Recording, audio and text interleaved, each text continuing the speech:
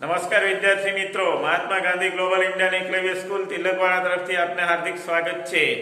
આજે આપણે ધોરણ 12 વિષય ભૂગોળ અને પાઠ 10 વૈશ્વિક સમસ્યાઓ અને ભૌગોલિક પરિપ્રેક્ષ્યનો અભ્યાસ કરીશું કે વૈશ્વિક સમસ્યાઓ અને ભૌગોલિક પરિપ્રેક્ષ્ય પાઠ 10 એના વિશે અભ્યાસ કરશું। એમાં પ્રથમ મુદ્દો છે પર્યાવરણીય પ્રદૂષણ। હવે પર્યાવરણીય પ્રદૂષણ કે પર્યાવરણની અંદર થતું પ્રદૂષણ એ માનવી અને કુદરત બંને દ્વારા થાય છે। પર્યાવરણની અંદર થતું પ્રદૂષણ એ માનવી અને કુદરત બંને દ્વારા થાય છે। કુદરત દ્વારા થતા પ્રદૂષણની તુલનામાં માનવી દ્વારા કરાતું પ્રદૂષણ વધારે ઘાતક છે। કુદરત દ્વારા જે પ્રદૂષણ થાય છે એના કરતાં માનવી દ્વારા કરાતું પ્રદૂષણ વધારે ઘાતક છે। માનવી દ્વારા કરાતી વિવિધ પ્રવૃત્તિઓ સાથે સાથે પ્રત્યક્ષ કે પરોક્ષ એટલે કે માનવ દ્વારા કરાતી પ્રવૃત્તિઓની સાથે સાથે પ્રત્યક્ષ પરોક્ષપણે તે પ્રદૂષણ પેદા કરે છે।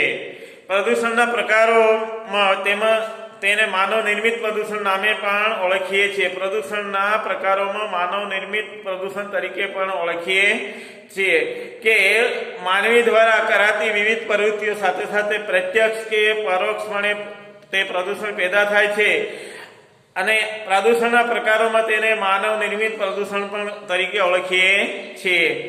અને પ્રદૂષકો ફેલાવવા અને તેના માધ્યમના આધારે તેને નીચેના પ્રદૂષકો ફેલાવવા અને તેના માધ્યમના આધારે એના પ્રકારો પાડવામાં આવ્યા છે કે એમાં 4 પ્રકારો પડે છે। પહેલો પ્રકાર છે જળ પ્રદૂષણ, વાયુ પ્રદૂષણ, ભૂમિ પ્રદૂષણ અને ધ્વનિ પ્રદૂષણ। આ રીતે પ્રદૂષણ થતા હોય છે। હવે જળ પ્રદૂષણ, જળ એ જીવન છે એ યુક્તિ સાથે સાર્થક છે। જળ એ જીવન છે એ યુક્તિ પણ સાર્થક છે, પણ જીવસૃષ્ટિ માટે આવશ્યક જરૂરિયાત હવા, દરેક જીવસૃષ્ટિ માટે આવશ્યક જરૂરિયાતમાં હવા, પછી જો કોઈ હોય તો જળ છે કે દરેક જીવસૃષ્ટિ માટે પ્રથમ આવશ્યક જરૂરિયાત હવા છે અને એના પછી જળ છે। અને જળનો કોઈ વિકલ્પ નથી। વધતી જતી વસ્તી અને તીવ્ર ગતિએ થઈ રહેલો શહેરીકરણ, પાણીનો વિવેકહીન અમર્યાદિત ઉપયોગ શરૂ થવાથી પાણીની ગુણવત્તા ઘણી નીચે ગઈ છે। આજે પણ વધતી જતી વસ્તી અને એના લીધે થઈ રહેલું શહેરીકરણ અને અવિવેકહીન અમર્યાદિત ઉપયોગ પાણીનો થાય છે, માટે પાણીની ગુણવત્તા ઘણી નીચે ગઈ છે। અને આપણા દેશમાં નદીઓ, તળાવો અને મોટા જળાશયો નદીઓ, તળાવો અને મોટા જળાશયોનું પાણી અશુદ્ધ બન્યું છે। તેમાં અલ્પ માત્રામાં તરલ અશુદ્ધિઓ અને કાર્બનિક અને અકાર્બનિક પદાર્થો હોય છે। તેમાં ઓછી માત્રામાં કાર્બનિક અને અકાર્બનિક પદાર્થો હોય છે। અને પાણી જ્યારે આ પદાર્થોની માત્રા વધી જાય છે, પાણીમાં જ્યારે આ પદાર્થોની માત્રા વધી જાય છે ત્યારે પ્રદૂષિત થાય છે અને આ સ્થિતિમાં પાણી જાતે શુદ્ધ કરવાની ક્ષમતા ધરાવતું નથી। આ રીતે જળ પ્રદૂષણ થતું હોય છે। અને વિવિધ ઔદ્યોગિક ઉત્પાદન પ્રક્રિયા પેદા થતી અવાંછિત ચીજો જેવી પ્રક્રિયાને વધેલું પાણી, અનેક ભારે ધાતુઓ અને રાસાયણિક અવશેષ વગેરેને કારણે જળાશયો પણ પ્રદૂષિત થયા છે। પાણી પર નભતી જીવસૃષ્ટિ નષ્ટ થાય છે। પાણી પર નભતી જીવસૃષ્ટિ નષ્ટ થાય છે, પરિણામે ચર્મ ઉદ્યોગ, કાગળ ઉદ્યોગ અને રસાયણ ઉદ્યોગોથી મોટું પ્રમાણમાં જળ પ્રદૂષણ થાય છે। ચર્મ ઉદ્યોગથી,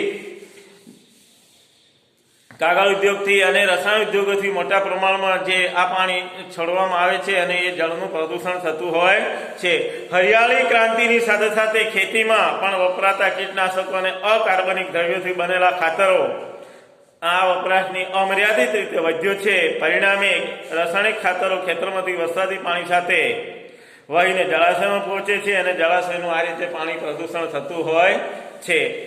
આ પાણી એ જમીનમાં ઉતરી ભૂમિગત જળને પણ દૂષિત કરે છે। આ રીતે આવું પાણી જમીનમાં ઉતરી અને ભૂમિની અંદર રહેલું ભૂમિગત જળને પણ પ્રદૂષિત કરે છે।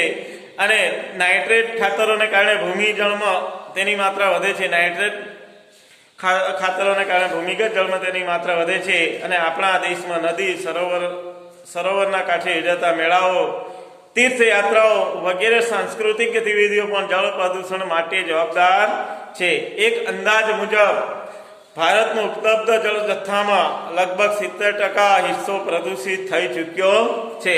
એટલા માટે આ પ્રદૂષણના પ્રકારની અંદર જળ પ્રદૂષણ અને હવે પ્રદૂષણની અસરો કે કેવી રીતે જળ પ્રદૂષણની અસરો કેવી થાય છે જળ આધારિત જીવસૃષ્ટિના જીવનચક્રમાં ભારે ખલેલ પડે છે. જળ આધારિત જે જીવસૃષ્ટિ જીવે છે એના જીવનચક્રની અંદર વધારે ખલેલ પડે છે અથવા તો ભારે ખલેલ પડે છે. મોટા જળાશયો કે નદીઓ વરસાદી પાણી સાથે વહી આવતા જૈવિક અજૈવિક દ્રવ્યોની ભરમારથી ક્યારેક અનિચ્છનીય કે વનસ્પતિ કે કીટ ઉપદ્રવ્યોની સમસ્યા વણસે છે.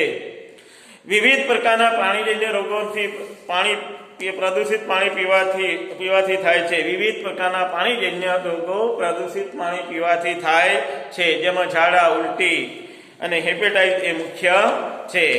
અને જળ પ્રદૂષણથી જળાશયના માછલા અને અન્ય સજીવો પણ તેની માઠી અસર પડે છે. તેમાં ખોરાકનો ઉપયોગ કરનાર બીમારીઓનો ભોગ બને છે. જળ સપાટી પરના જળને દૂષિત કરવાની સાથે જમીનમાં ઉતરી ભૂમિગત જળની ગુણવત્તા પણ બગાડે છે. પ્રદૂષિત પાણી સિંચાઈ કરાય તો ક્યારેક પાક પણ નષ્ટ થતો હોય છે. પ્રદૂષિત પાણીથી પકવતા શાકભાજી અને ફળોના પાકક પ્રદૂષકોની હાજરી નોંધાઈ છે. એક સંશોધન અનુસાર પ્રદૂષિત નદીઓના ભાટામાં ઉગાડાતા શાકભાજીઓના પેદાશમાં અનેક ઝેરી દ્રવ્યો હોવાનું પણ માલુમ પડ્યું છે. હવે બીજા છે આ જળ પ્રદૂષણ અને જળ પ્રદૂષણની અસરો. હવે આવી છે વાયુ પ્રદૂષણ અને વાયુ પ્રદૂષણની અસરો. કે વાયુ પ્રદૂષણ શુદ્ધ હવા અને સ્વસ્થ જીવનની અંતત પાયાની જરૂરિયાત એક છે કે વાયુ પ્રદૂષણમાં શુદ્ધ હવા અને સ્વસ્થ જીવન એ પાયાની જરૂરિયાત છે. અને આ ખોરાક વગર માનવ લાંબો સમય સુધી જીવી શકે, પણ હવા વિના એ જીવન જીવવું કલ્પના કરી શકાય નહીં. એટલે કે ઉદ્યોગો, વાહનો અને વિવિધ પ્રકારના ઈંધણો વપરાશથી જે પર્યાવરણમાં ઝેરી ધુમાડો ફેલાય છે અને આ ધુમાડો તેના પરિણામે વાતાવરણ પ્રદૂષિત બને છે. અને માનવીની આધુનિક થવાની ઘેલછામાં વાતાવરણને આપણે ઉકેડામાં ફેરવી નાખ્યું છે. આજે પણ માનવી એક આધુનિક બનવાની ઘેલછાને કારણે આખું વાતાવરણ આપણે ઉકેડામાં ફેરવી નાખ્યું છે. વાતાવરણમાં આપણે ઘન, પ્રવાહી અને વાયુ સ્વરૂપે કચરો અવિરતપણે ઠાલવ્યા કરીએ છીએ. કે વાતાવરણમાં આપણે ઘન, પ્રવાહી અને વાયુ સ્વરૂપે કચરો અવિરતપણે ઠાલવ્યા કરીએ છીએ. અને છેલ્લા 50 વર્ષોમાં અશ્મિભૂત ઈંધણો વધતા જતા વપરાશથી હવામાં સલ્ફર ડાયોક્સાઇડ, કાર્બન ડાયોક્સાઇડ અને મોનોક્સાઇડ, સીસી જેવી અશુદ્ધિઓ મોટી માત્રામાં વાતાવરણમાં ભળી છે. આ રીતે વાયુનું પ્રદૂષણ થતું હોય છે. હવે વાયુ પ્રદૂષણની અસરો કેવી રીતે થાય છે કે રાસાયણિક પ્રદૂષકોને કારણે ઓઝોનના પડમાં ગાબડા પડવાથી જીવસૃષ્ટિમાં ખતરો ઊભો થયો છે. કે રાસાયણિક પ્રદૂષકો ઓઝોનના પડમાં ગાબડા પડવાથી જીવસૃષ્ટિ માટે મોટો ખતરો ઊભો થયો છે. બીજો, હવામાં સલ્ફર ડાયોક્સાઇડની ઊંચી માત્રા અને તેજાબી વરસાદ માટે જવાબ છે. હવામાં સલ્ફર ડાયોક્સાઇડની ઊંચી માત્રા એ તેજાબી વરસાદ માટે જવાબદાર છે. ત્રીજું છે, ગીચ વસ્તી ધરાવતા પ્રદૂષિત શહેરોમાં ધૂંધળો સૂર્યોદય અને સૂર્યાસ્ત પણ વાયુ પ્રદૂષણના પરિણામે હોય છે. શહેરી વિસ્તારોમાં ઠંડી ઋતુમાં સવારે જોવા મળતું ગાઢ ધુમ્મસ રોજબરોજની પ્રવૃત્તિઓને બાધક બને છે. માનવોમાં ચામડી, શ્વસનતંત્ર અને ગળાના રોગો થવાની સંભાવના રહે છે. હવામાં રહેલી શીશાની અશુદ્ધિ ચેતાતંત્ર, મૂત્રપિંડ, હૃદય પર ખતરનાક અસરો જન્માવે છે. અને બાગાયતી ખેતીમાં વાયુ પ્રદૂષણની અસરથી બાગાયતી ખેતીની અંદર વાયુ પ્રદૂષણથી પાકનું ઉત્પાદન પણ ઘટે છે. હવે ભૂમિ પ્રદૂષણ અને ભૂમિ પ્રદૂષણની અસરો. હવે જમીન આપણને ખોરાક, વસ્ત્ર અને નિવાસની પ્રાથમિક જરૂરિયાત પૂરી પાડે છે. કે જમીન છે આપણને ખોરાક, વસ્ત્ર અને નિવાસની પ્રાથમિક જરૂરિયાત પૂરી પાડે છે. અને જમીનની ગુણવત્તા થતા ઘટાડાને ભૂમિ પ્રદૂષણ કહે છે. આ રીતે ભૂમિની અંદર જો ગુણવત્તામાં જો ઘટાડો થાય તો આને ભૂમિ પ્રદૂષણ કહે છે. જમીનની આર્થિક અને જૈવિક જેવી ઉત્પાદકતા ભારે ઘટાડો થાય છે. પરિણામે ઔદ્યોગિક કચરાનો અયોગ્ય નિકાલ તથા રાસાયણિક ખાતરો અને જંતુનાશક ઉપયોગથી મુખ્યત્વે જમીન પ્રદૂષણ બને છે. ઔદ્યોગિક કચરાનો અયોગ્ય નિકાલ, રાસાયણિક ખાતરો અને જંતુનાશક ઉપયોગથી મુખ્યત્વે જમીન પ્રદૂષણ ફેલાવે છે. અને જમીન પ્રદૂષણ લાંબા ગાળાના પરિણામે ખૂબ જ ગંભીર આવે છે કે ભૂમિ પ્રદૂષણની અસરો. ક્યારેક ભૂમિ તેની સંપૂર્ણ ઉત્પાદકતા ગુમાવીને તદ્દન નિરુપયોગી બની જાય છે કે ક્યારેક ભૂમિ તેની સંપૂર્ણ ઉત્પાદકતા ગુમાવીને નિરુપયોગી બની જાય છે. જે તે પ્રદેશ પાક તરફ બદલવી પડે છે તેની અસરો સરવાળે રોજગારી અને લોકજીવન પર થાય છે. નકામી બનેલી પુનઃઉપયોગી બનવાની પ્રક્રિયા ખૂબ જ લાંબી છે કે નકામી બનેલી ભૂમિનો પુનઃઉપયોગ થવાની પ્રક્રિયા ઘણી લાંબી છે, અટપટી છે, ખર્ચાળ છે અને જમીનમાં પ્રદૂષણ કોઈ પણ ભોગે અટકાવવું. આવી જમીનોનું ઉતરતું પાણી ભૂમિગત જળને દૂષિત બનાવે છે. જે આવી જમીનો છે ત્યાં એ પાણી ભૂમિગત જળમાં ઉતરે ત્યારે એ દૂષિત બને છે. સુંદર અને નયનરમ્ય દ્રશ્ય સ્થાને ઉજ્જળ અને વેરાન જમીન બનતા પૃથ્વી કુદરતી સૌંદર્ય નષ્ટ થાય છે કે સુંદર અને નયનરમ્ય દ્રશ્યોના સ્થાને ઉજ્જળ વેરાન બની જાય છે ત્યારે પૃથ્વીનું કુદરતી સૌંદર્ય નષ્ટ થાય છે. ધ્વનિ પ્રદૂષણ. હવે આવ્યું છે ધ્વનિ પ્રદૂષણ. અવાજની માત્રા માનવ શક્તિની સહનશક્તિની સીમાથી વધી જાય ત્યારે આપણે ધ્વનિ પ્રદૂષણ કહે છે. અવાજની માત્રા માનવીની સહનશક્તિની સીમાથી વધી જાય ત્યારે શું બને છે? ધ્વનિ પ્રદૂષણ. વિવિધ ઉદ્યોગો, વિમાનો, સાયરન, લાઉડસ્પીકર વગેરે પેદા થતો અવાજ એ ધ્વનિ પ્રદૂષણ માટે જવાબદાર છે. માર્ગ વ્યવહારના સાધનોથી થતો ઘોંઘાટ ધ્વનિ પ્રદૂષણ માટે વધુ જવાબદાર છે. ઔદ્યોગિક વિસ્તારોની અંદર રેલમાર્ગો, સડક માર્ગો અને વિમાન મથકોથી જેમ જેમ દૂર રહીએ તેમ તેમ ધ્વનિ પ્રદૂષણની માત્રા પણ ઘટી જાય છે. મોટા શહેરોમાં વ્યસ્ત સડકો અને પર ધ્વનિ પ્રદૂષણ અત્યંત ખતરનાક માત્રામાં જોવા મળે છે. આ રીતે શહેરીકરણ અને ઉદ્યોગીકરણની સાથે તેની માત્રા અને તીવ્રતા સતત વધતા જાય છે.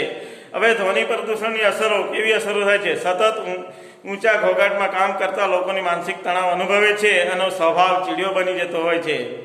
યંત્રોમાં ભારે અવાજ વચ્ચે કામ કરતા લોકો લાંબા ગાળે બહેરાશ અનુભવે છે. યંત્રોના ભારે અવાજ વચ્ચે કામ કરતા લોકો લાંબા ગાળે બહેરાશ અનુભવે છે.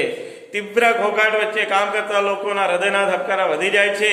તેમાં સૂંઘવાની અને જોવાની શક્તિ પણ ક્ષીણ થતી હોય છે. ધ્વનિ પ્રદૂષણ આ રીતે નિરંકુશ વ્યાપ્ત થતું રહેશે તો એક દિવસ આપણે સામાન્ય વાતો પણ ઘાટા કે બૂમો પાડીને કરવી પડશે. ધ્વનિ પ્રદૂષણથી પાલતુ પ્રાણીઓ પણ ખલેલ અનુભવે છે. હવે આ પ્રદૂષણ અટકાવવાના ઉપાયો છે. પ્રવાહી કચરાનો યોગ્ય રીતે નિકાલ કરવો જોઈએ. રાસાયણિક ખાતરો અને કીટ પ્રદૂષણને અટકાવવાના ઉપાયો કે આ કચરાનો યોગ્ય પ્રક્રિયામાં નિકાલ કરવો જોઈએ. રાસાયણિક ખાતરો અને કીટનાશક બદલે જૈવિક ખાતરો અને જૈવિક કીટનાશકનો ઉપયોગ કરવો જોઈએ.